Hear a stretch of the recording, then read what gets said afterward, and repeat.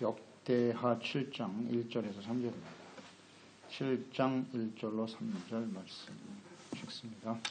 솔로몬이 기도를 마침에 불이 하늘에서부터 내려와서 그 번제물과 제물들을 사르고 여호와의 영광이 그 성전에 가득하니 여호와의 영광이 여호와의 전에 가득하므로 제사장들이 여호와의 전으로 능히 들어가지 못하고 이스라엘 모든 자손은 불이 내리는 것과 여호와의 영광이 성전 위에 있는 것을 보고 거룩한 땅에 엎드려 경배하며 여호와께 감사하여 이르되 선하시도다 그의 인자하심이 영원하도다 하니라. 아멘. 하나님께서 기뻐하시는 기도와 예배. 하나님의 성전을 완공하고 하나님 앞에서 중보의 기도를 올리는 솔로몬. 그의 기도의 내용은 중보의 기도는 범죄할 수밖에 없는 연약한 백성들이 하나님의 성전에 나와서 죄를 깨닫고 기도할 때 용서해 주시고 회복시켜 주실 것을 기도하였습니다. 하나님의 구원의 은혜, 용서의 은혜가 얼마나 소중한 것인가를 깨닫고 그로 인해서 기뻐하는 백성들이 되도록 그렇게 기도하고 있습니다. 이 솔로몬의 기도는 이스라엘, 하나님이 다스리시는 이스라엘, 하나님의 백성들이 의의 백성이 되기를 원했던 거죠. 그래서 하나님을 기쁘시게 하는 온전한 하나님의 자녀 백성들이 되기를 위해서 기도하고 있습니다. 정직하고 겸손한 기도죠. 하나님 앞에서 우리가 어떤 사람들인가. 1절 말씀, 솔로몬이 기도를 마침에 불이 하늘에서부터 내려와서 번제물과 제물을 살랐고 여호와의 영광이 그 성전에 가득하였다. 하나님의 성전에 불이 임했다. 먼저 성전을 완공하고요. 언약궤를 지성소에 드릴 때 이런 일이 있었죠. 지성소에 모시고 찬양과 제사를 드릴 때 하나님께서 구름과 영광으로 임하셨어요. 그 앞에서 이제 솔로몬이 겸손히 자비와 긍휼을 구하는 기도를 드렸던 것이고요. 그때 하늘에서부터 불이 내려와서 이제 번제물을 태우죠. 제물을 살랐다. 솔로몬의 기도를 하나님께서 연락하셨다는 거죠. 기뻐하셨다. 기도. 불로 응답하셨다라고 하는 것은 기도를 받으셨다는 뜻이에요. 기뻐하셨다는 의미인데 그 솔로몬의 기도를 우리가 쭉 묵상하면서 그 기도의 내용이 무엇이었는가 우리가 잘 볼 필요가 있어요. 예수께서 가르쳐 주신 주기도문과 일치하고요. 겸손한 기도, 정직한 기도였어요. 우리가 죄를 지을 수밖에 없어요. 그래서 하나님 용서해 주시기를 바랍니다. 그런 기도를 하나님이 기뻐하세요. 기뻐하십니다. 진실한 마음으로 돌이키는. 시편 147편 11절에 보면 여호와는 자기를 경외하는 자들과 그 인자하심을 바라는 자를 기뻐하시는 도다. 인자하심을 바란다. 경외한다. 하나님을 두려워하는 거잖아요. 두려워하고 그 말씀 앞에 자신의 모습을 발견하고 두려워하고 인자하심, 자비와 긍휼을 구하는 거죠.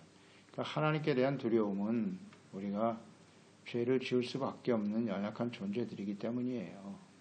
죄에 대한 인식이 없으면 하나님 앞에 두려워하지 않겠죠.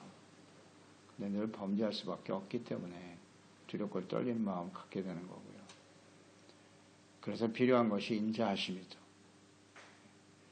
진실한 마음으로 하나님 앞에 정직하게 자신을 고백함으로 인자와 자비를 구하는 거죠.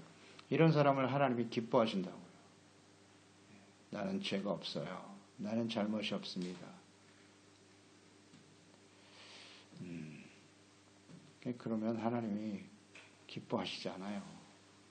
자비를 구해야지 하나님 앞에. 잠언서 15장 8절 악인의 제사는 여호와께서 미워하셔도 정직한 자의 기도는 그가 기뻐하시느니라. 악인이 드리는 제사는 받지 않으세요. 물론 우리가 죄가 있기 때문에 하나님 앞에 나가서 제사를 드리는 거죠.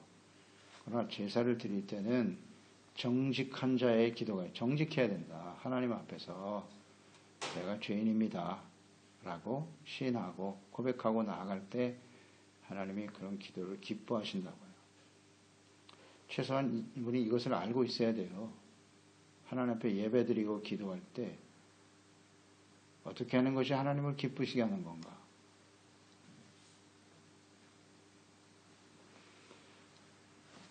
정직해야죠. 하나님의 인자와 자비를 구하는 자세. 그때 하나님께서 그 기도를 받으시고 불러 응답하신 거죠. 솔로몬의 기도를 잘 묵상할 필요가 있어요. 중보 기도의 모범을 보여준 것이기도 하고요. 우리도 그런 기도를 드려야 돼요. 우리 자신뿐만 아니라 우리 지체와 가족과 이웃을 위해서 중보할 때 하나님이 기뻐하시는 이런 기도를 드려야 된다. 뭘 어떻게 잘 되게 해주세요. 그건 그 다음이고요. 다음입니다. 하나님 앞에 온전한 모습으로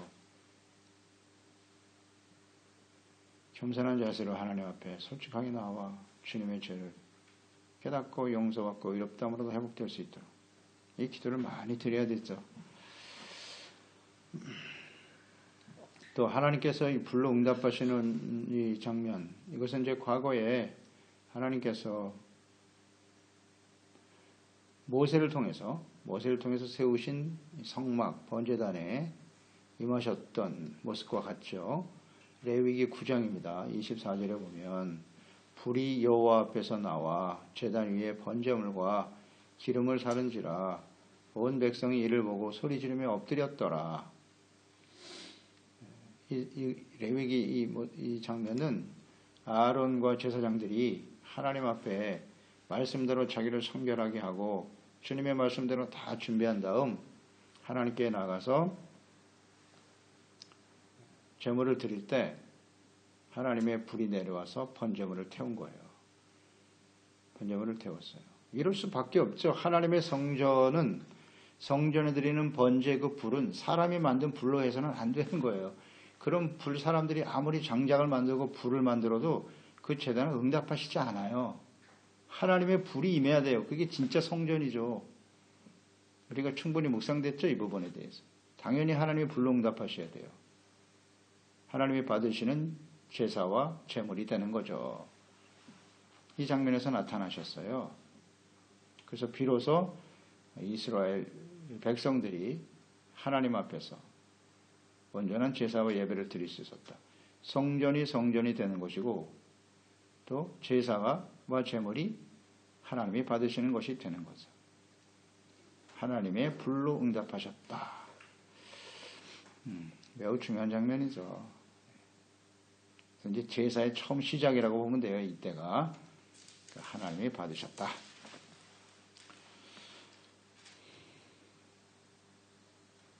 성전을 건축하고 제물을 드렸을 때 불로 응답하셨다.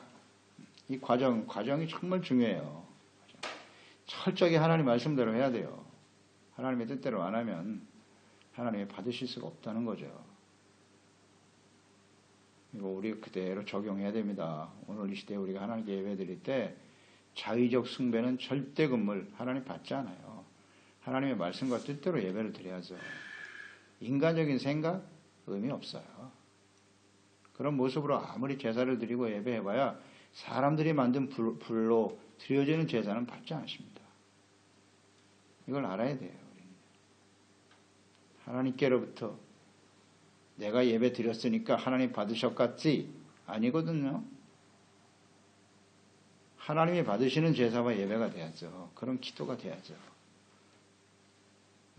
이걸 잘 깨닫지 못하는 것 같아요.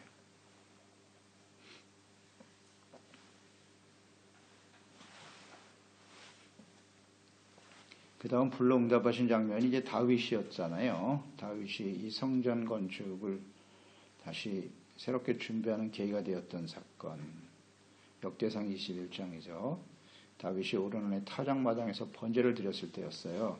다윗이 거기서 여호와를 위하여 제단을 쌓고 번제와 화목제를 드려 여호와께 아뢰었더니 여호와께서 하늘에서부터 번제단 위에 불을 내려 응답하시고, 네, 불을 내리셨어요. 그 번제의 예물을 하나님 받으셨다는 뜻이죠. 그것은 용서의 의미이기도 하고요. 받으셨다라고 하는 것은 죄사함 용서를 의미하는 거예요. 다윗이 인구조사에 죄를 지었는데 그로 인해서 많은 백성들이 죽어나가잖아요. 전염병으로 죽어가고 있으니 하나님이여 나를 불쌍히 여기소서. 여호와를 위하여 그랬어요. 하나님의 나라와 의를 세우기 위한 그런 예배와 헌신을 하나님이 받으셨다는 뜻이죠. 그래서 그곳에 이제 솔로몬 성전이 세워지게 된 거예요. 죄를 용서해 주셨다. 엘리야 시대도 있었죠. 열왕기상 18장 38절이잖아요. 북이스라엘 패역한 아하방, 그 앞에 엘리야가 나가서 하나님께 기도하며 간구했더니 불이 내려와 번제물을 잘랐다. 도랑의 물까지 다 핥아버렸죠. 하나님이 그 제물을, 제사와 예배를, 기도를 기뻐하셨다는 뜻이죠. 그러니까 이 공통점은 뭐냐면 다 하나님의 뜻대로 드리는 제사라는 거예요.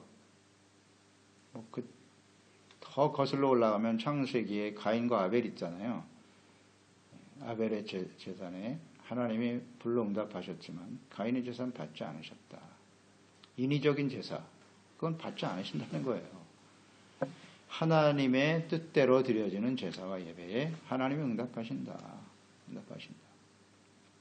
그러니까 엘리야가 갈멜산에 올라가서 850명이나 되는 바알 아세라 선지자들과 지금 대결을 벌이고 있는 거잖아요. 불로 응답하시는 신이 참된 신이다. 이것은 엘리야가 스스로 자기가 그런 생각을 가진 것이 아니에요. 만약에 자기가 그런 생각을 가지고 올라갔다면 하나님이 불로 응답하셨을까요? 물론 뜻은 좋잖아요. 선한 의도를 가지고 있죠. 하나님, 이 일을 통해서 내가 하나님의 영광을 나타내고 싶습니다. 그래서 엘리야가 생각하고 자기 스스로 결단하고 올라가서 제사와 예배를 드렸다? 그게 아니거든요. 하나님의 명령이었어요. 올라가, 엘리야야. 이게 중요한 거예요. 하나님의 뜻대로 움직여야 돼요. 제사와 예배를 드렸으니까 하나님께서 불러 응답하실 거야. 그렇지 않다. 이걸 잊지 말아야 돼요. 우리는 항상 제사와 예배는 하나님께 드리는 것이고 하나님이 받으실 수도 있고 받지 않으실 수도 있다는 거예요. 내가 드렸으니까 받으셨겠지? 아니에요. 아닙니다. 하나님의 말씀과 뜻대로 하고 있는가? 이게 중요하다니까요. 여기에 항상 초점을 맞춰야 돼요. 인간적인 생각 필요 없어요. 중요하지 않아요. 이건. 근데 이게 참 잘 안 돼요. 저희들이요. 그래서 하나님이 불러 응답하셨다. 하나님이 받으셨다는 거고 용서해 주셨다는 것이고 더 중요한 의미는 이제 솔로몬을 통해서 세워진 성전에서 드리는 제사를 하나님이 받으신다. 제사의 시작이죠. 시작이 되는 거예요. 그 불이 임해야 번제물도 드리게 되고 온전한 제사와 예배가 시작되는 거죠. 이제 하나님이 그곳에 계신다.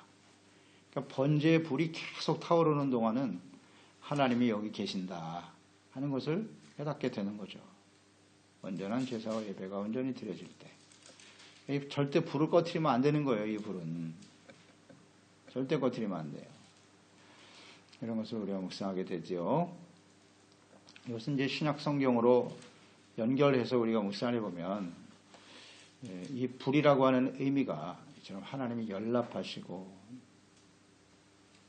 응답하시는 이런 모습인데 마태복음 3장에 보면 11절에 세례 요한이 나는 너희로 회개하게 하기 위하여 물로 세례를 베풀거니와 내 뒤에 오시는 이는 나보다 능력이 많으시니 나는 그의 신을 들기도 감당하지 못하겠노라. 그는 성령과 불로 너희에게 세례를 베푸실 것이다. 이런 말씀을 했어요. 물로 세례를 베푸는 세례 요한은 회개의 세례다. 회개하고 준비되면 예수님께서는 성령과 불로 세례를 주실 것이다. 불로 응답하신다. 자, 이 말씀대로 사도행전 1장에 보면 예수님께서 부활 승천하시기 직전에 하나님이 약속하신 성령을 기다리라고 하셨고요. 예루살렘 떠나지 말라고. 그래서 그들이 1장 13절 14절에 보면 다 모였어요. 제자들과 여자들과 예수의 어머니 마리아와 예수의 아우들과 더불어 마음을 같이하여 오로지 기도에 힘썼다. 기도했잖아요. 기도에 힘썼을 때 사도행전 2장에 성령이 임하는 겁니다. 2절 후련히 하늘로부터 급하고 강한 바람 같은 소리가 있어 그들 위에 온 집에 가득하며 마치 불의 혀처럼 갈라지는 것들이 그 각자 위에 있었다. 불로 응답하셨잖아요. 전혀 기도에 힘쓸 때. 여기서 이 불의 의미는 무엇이겠습니까? 성령이 불로 임하셨다. 무슨 뜻이겠어요?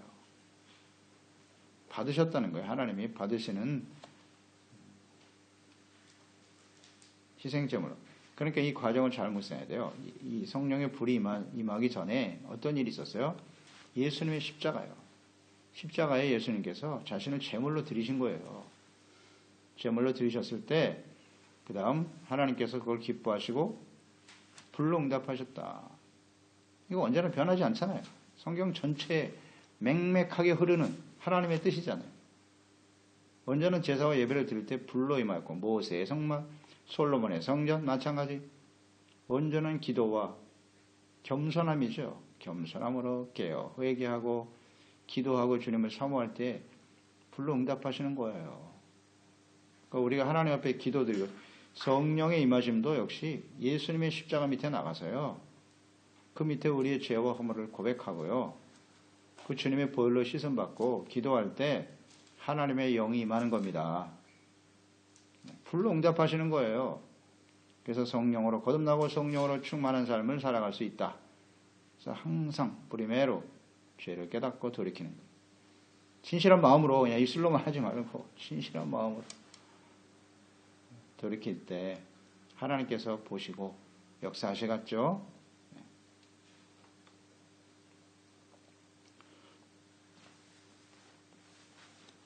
하나님이 용서하시고 응답하신다는 의미란 말이에요. 용서하셨다, 응답하셨다. 사도행전의 2장에 이제 성령 받은 베드로가 일어나서 담대하게 복음을 외치기 시작하죠. 예수 그리스도의 죽으심과 부활에 대해서 증거했는데요. 그때 예루살렘 사람들이 그 말씀을 듣고 찔렸죠. 마음의 찔림을 받아 우리가 어찌할꼬. 그때 베드로가 사도행전 2장 38절 베드로가 이르되 너희가 회개하여 각각 예수 그리스도의 이름으로 세례를 받고 죄 사함을 받아라. 그리하면 성령을 선물로 받을 것이다. 뿌리매로 회개. 예수 그리스도의 이름으로 세례를 받고 그 다음에 성령이에요. 진실한 마음으로 돌이키라는 거죠. 이런 기도를 하나님이 기뻐하시는 거예요. 이런 기도를. 이 기도를 진실한 마음으로 드릴 수 있어야 하나님의 영이 임하게 되는 거죠. 불로 응답하신다. 그래서 하나님께 드리는 온전하고 거룩한 제물이 되는 거예요. 그래서 이제 비로소 우리가 그리스도인으로서 중보 사역을 감당할 수 있고 그리스도인들의 삶이 시작되는 거죠. 시작되는 거예요. 그래서 로마서 12장으로 연결되잖아요. 1절에 보면 너희의 몸을 하나님이 기뻐하시는 거룩한 산 제물로 드려라. 드려라. 이것이 너희에 드릴 영적 예배니라. 예수 그리스도 앞에서 거룩한 제사로 회개하고 겸손한 자세로 하나님께 나아가면 주의 영이 임하심으로써 비로소 우리가 그리스도인으로서 하나님을 기쁘시게 하는 진리와 영으로 영과 진리로 드리는 제사와 예배자가 될 수 있겠죠. 우리가 성령 충만을 받지 못하는 이유는 뭔가? 잘 묵상해 보세요. 왜 성령으로 충만하지 못하는가? 2절에 보면 여호와의 영광이 여호와의 전에 가득하게 되었다. 다시 한번 임하셨네요. 제사장들이 여호와의 전으로 능히 들어가지 못하였고 기도에 응답하시고 하나님이 성전의 영광으로 가득하게 되었어요. 감히 제사장들도 거기 들어가지 못할 정도로 하나님의 임재를 깨닫게 되었다는 것이죠. 이 성전에 하나님의 거하심을 제사장들이 알게 되었고요. 제사장들이 먼저 알아야 돼요. 이 제사장들이 이 하나님의 거룩한 임재하심을 깨닫지 못하면요, 이거 매우 두려운 일이 발생하는 거예요. 제사장, 하나님과 백성들 사이에서 그 중보, 제사와 기도, 중보 역할을 잘 감당해야 될 사람들인데, 그들이 하나님의 성전에 임하여 계신 것을 모르면 언제는 제사 외를 드릴 수 없겠죠. 오늘날 죄종들과 재직들의 부패와 타락의 원인이 뭘까요? 간단하죠. 하나님이 성전에 임하여 계시다라고 하는 하나님의 임재에 대한 경험이 없는 거예요. 하나님과의 인격적인 만남, 이런 경험이 없는 사람들이 죄종이 되고 죄적이 되기 때문에 문제가 생기는 겁니다. 너무 당연하죠. 그냥 인간적인, 인위적인 생각으로 사역을 감당하려고 하니 뭐가 되겠어요? 이게 안 되죠. 거기에 하나님 역사하시나? 하실 리가 없죠. 과거에는 있었어. 좀 하나님을 느끼는 것 같은데 지금은 아니다. 왜 두려운 일입니다. 제사장들이 들어가지 못하잖아요. 겁나서. 주님의 영광이 그곳에 임하여 계시니 항상 이렇게 두렵고 떨리는 마음으로 섬겨야 되는데 우리가 잘 그렇지 못하죠. 하나님께서 영광으로 임자여 계신다. 제사장들도 이렇게 하나님을 경외해야 되고요. 늘 인자를 구해야 돼요. 자비를 늘 구해야 되고 겸손함으로 용서를 구하는 기도. 그럴 때 하나님이 그곳에 임자여 계시고 역사하십니다. 이것을 항상 이 중에 하나님 앞에 서는 그때까지 계속 유지가 돼야 되는 거죠. 유지가 돼야 되는 거죠.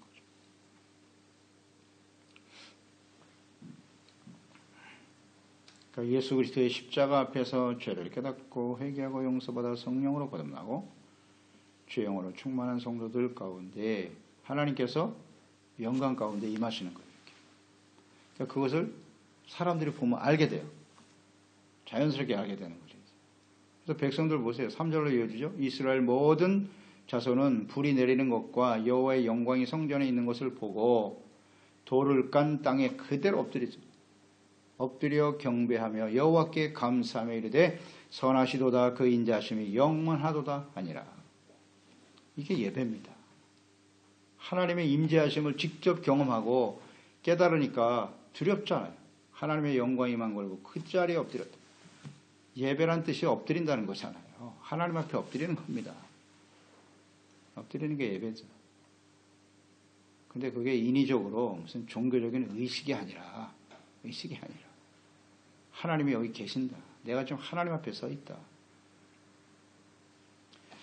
그럴 때 온전한 제사와 예배가 드려지게 되겠죠. 잘 묵상해 보세요. 어떤 사람이 온전한 예배자인가? 여호와의 영광이 성전 위에 있는 것을 보고잖아요. 보고 깨달아야죠. 그 성전에 계신 하나님이 오늘날은 예수 그리스도 안에서 우리 가운데 계시거든요. 그러나 어떻게 임하시게 되었는가 이 과정을 절대 놓치면 안 돼요. 무조건 교회라고 해서 십자가 걸어놓는다고 해서 하나님이 다 계시느냐? 그렇지 않아요. 이런 기도를 드려야죠. 진실한 마음으로 회개하고 하나님 앞에서 겸손하잖아요. 비록 솔로몬이 왕이라고 하는 절대 권력의 위치에 서 있지만 그대로 하나님 앞에서 무릎 꿇고 겸손히 회개를 기도하고 하나님 앞에 자비를 구하고 용서를 구하고 이런 기도를 드릴 수 있어야 되는 거예요. 그게 정직한 기도고 정직한 자의 기도를 기뻐하신다. 하나님을 경외하는 자의 기도, 인자를 구하는 자를 기뻐하시도다.